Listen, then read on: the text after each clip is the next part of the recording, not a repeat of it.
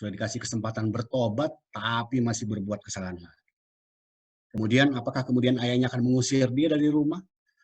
Karena mungkin ayahnya juga ikut terprovokasi oleh anaknya yang sulung yang memang tidak suka dengan pertobatan anak bungsu ini. Saya yakin pasti tidak begitu. Karena anak tetaplah anak dengan segala kekurangan. Dan bapak tetaplah bapak yang pasti mengasihi anak-anak. Jadi di sini kita bisa melihat bahwa seseorang yang telah diselamatkan bukanlah individu yang tidak berdosa, tapi seseorang yang tujuan hidupnya bukan untuk berbuat dosa. Pelajaran ini justru yang sudah kita bacakan ayat tersebut justru mengingatkan kepada kita. Yesus sedang mengingatkan bahwa kita seharusnya datang kepada Tuhan dengan kepercayaan.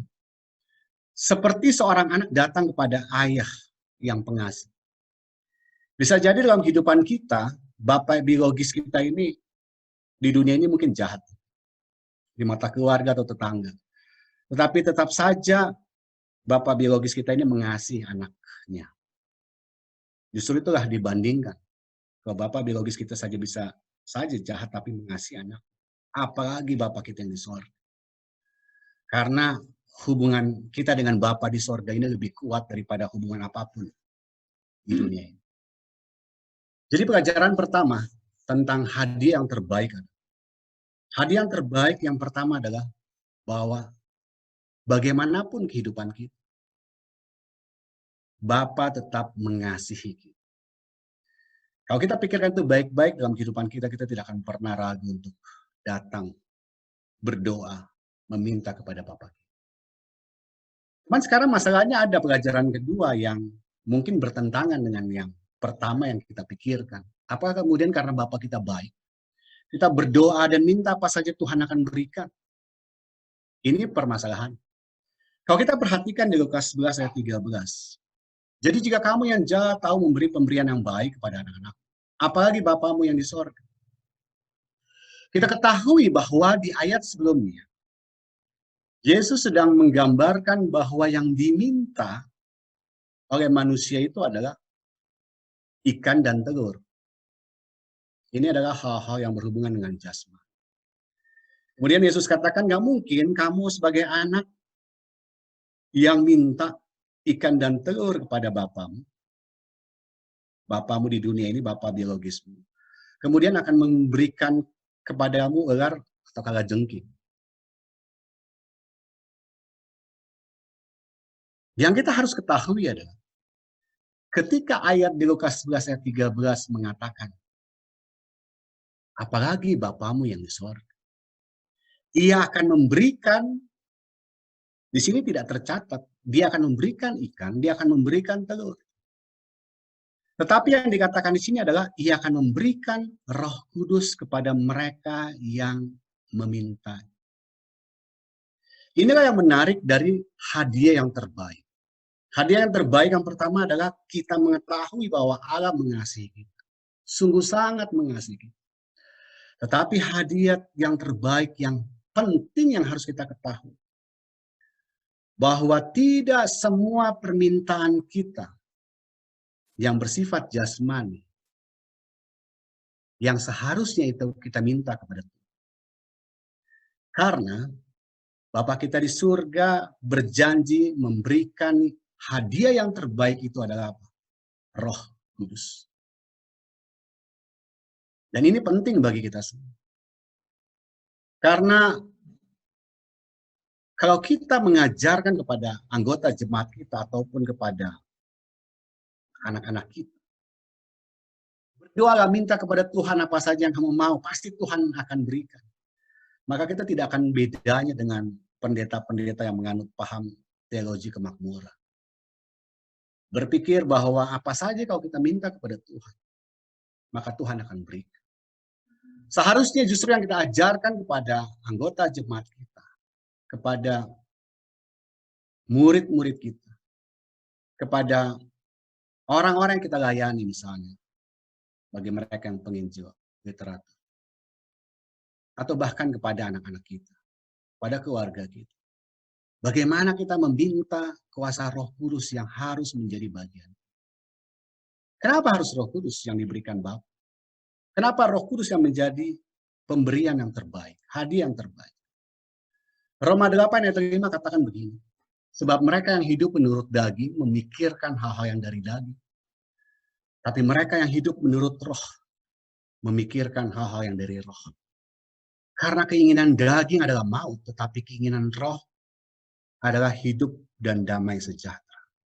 Inilah perbedaannya ketika kita meminta hal-hal jasmani atau daging dengan hal-hal yang kita minta karena roh yang menuntun kita.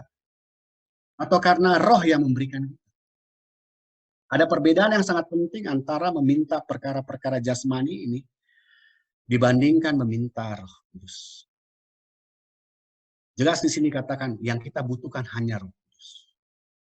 Pertanyaannya, apa sebenarnya yang bisa Roh Kudus berikan dalam kehidupan kita? Saya senang untuk mengulang terus kalau berbicara tentang kedahsyatan Roh Kudus. Kita ketahui ada dua hal yang Roh Kudus bisa lakukan. Dari sisi jasmaninya dan dari sisi rohani. Kalau dari sisi jasmaninya, ayat yang saya kutip yang terdapat di dalam 1 Korintus 12 ayat 8 sampai dengan 10. Roh Kudus itu bisa membuat orang pintar. Berkata-kata dengan pengetahuan. Bisa buat orang fasih berbicara. Berkata-kata dengan hikmah.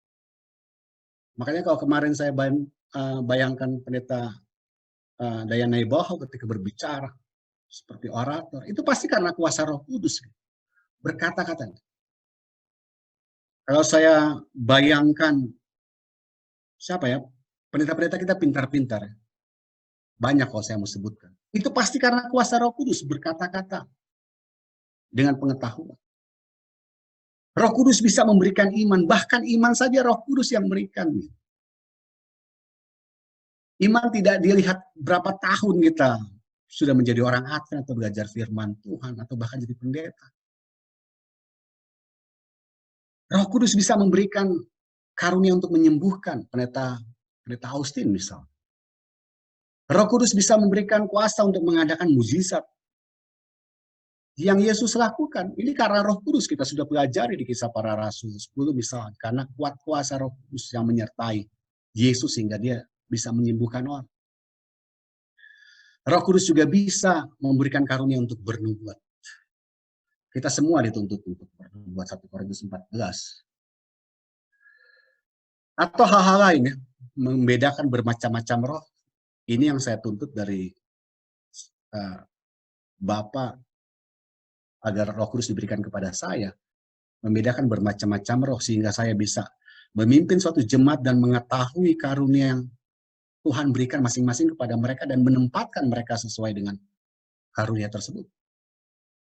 Dan ini yang mau diberi, dan banyak ayat lainnya mengatakan bahwa Roh Kudus juga bisa memberikan karunia-karunia bukan yang saya sebutkan di 1 Korintus 12 ini saja. Artinya inilah yang membuat kita bisa mengingatkan kepada anak kita.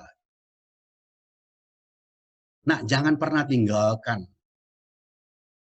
perbaktian-perbaktian. Karena sering yang saya perhatikan, di kebaktian Sabat anak-anak kita ada. Kebaktian Rabu malam belum tentu mereka ikut. Kalau ditanya, kita punya anggota-anggota jemaat, kemana anaknya Rabu malam? Oh, lagi belajar karena besok mau ujian. Kita lupa bahwa ketika kita minta kuasa Roh Kudus, anak kita bisa pintar. Anak kita pintar bukan karena berapa jam dia belajar atau berapa jam dia berada di depan buku-buku yang dia pelajari. Roh Kudus bisa memberikan. Bahkan saya sering, mungkin kata-katanya terlalu kasar, saya katakan bagaimana kita memanipulasi Roh Kudus. Kita sebagai anggota Advent, sering kita melihat Yesus sebagai teladan hidup kita dengan perbuatan-perbuatan. Tapi di sisi lain kemudian kita lupakan kuasa Roh Kudus yang bisa bekerja. Saya kalau setiap mengulik suatu ayat, kalau saya sudah mentok, wah ini udah nggak ngerti ini. Ya saya baru ingat, oh iya ada Roh Kudus. Ya saya berdoa buat Roh Kudus, kepada Roh Kudus.